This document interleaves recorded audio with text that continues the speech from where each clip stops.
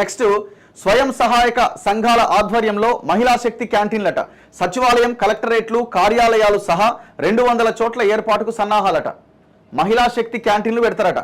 తెలంగాణలో మహిళా స్వయం సహాయక సంఘాల ఆధ్వర్యంలో 200కు పైగా మహిళా శక్తి క్యాంటీన్లు ప్రారంభించాలని రాష్ట్ర ప్రభుత్వం నిర్ణయించింది. సచివాలయం, అన్ని శాఖాధిపతుల కార్యాలయాలు, కలెక్టరేట్లు, జిల్లా సబ్ రిజిస్ట్రార్, రవాణా, ఇతర ప్రభుత్వ కార్యాలయాలు, ఆసుపత్రులు, పర్యాటక ప్రాంతాలు, దేవాలయాలు, బస్టాండ్లు, పారిశ్రామిక ప్రాంతాల్లో వీటిని ఏర్పాటు చేసేందుకు ప్రభుత్వం సన్నాహాలు చేస్తోంది.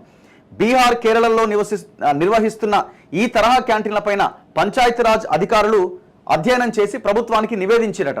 సో ఆల్రెడీ వాళ్ళు వేరే రాష్ట్రాలు తిరిగి వచ్చిరట, రిపోర్ట్ కూడా ఇచ్చిరట.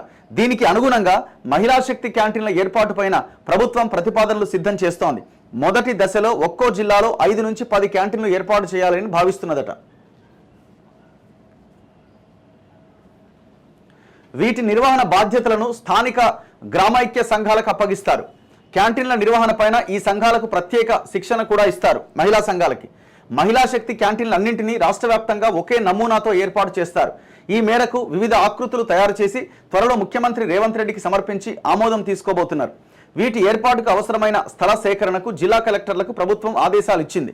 దీంతో పాటు క్యాంటీన్ల పనివేళలు, ఏ ఆహార పదార్థాలు ఉండాలి అన్న అంశంపైన పంచాయతీరాజ్ అధికారులు ప్రతిపాదనలు సిద్ధం చేశారు. ప్రధానంగా తెలంగాణ వంటలు, పిండి పదార్థాలకు చోటు కల్పించారు.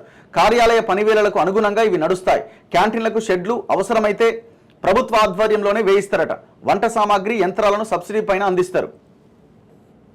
మహిళా శక్తి క్యాంటీన్ల ఏర్పాటు పైన ప్రభుత్వ ప్రధాన కార్యదర్శి శాంతికుమారి పంచాయతీరాజ్, రెవెన్యూ, దేవాదాయ, వైద్య ఆరోగ్య, పర్యాటక అధికారులతో గురువారం సమీక్ష నిర్వహించారు. సీఎం రేవంత్ రెడ్డి ఆదేశాల మేరకు క్యాంటీన్ల ఏర్పాటు పైన అన్ని శాఖల సమన్వయంతో సమగ్ర ప్రణాళిక సిద్ధం చేయాలని పంచాయతీరాజ్ కమిషనర్ అనితా రామచంద్రన్కు ఆదేశించారట.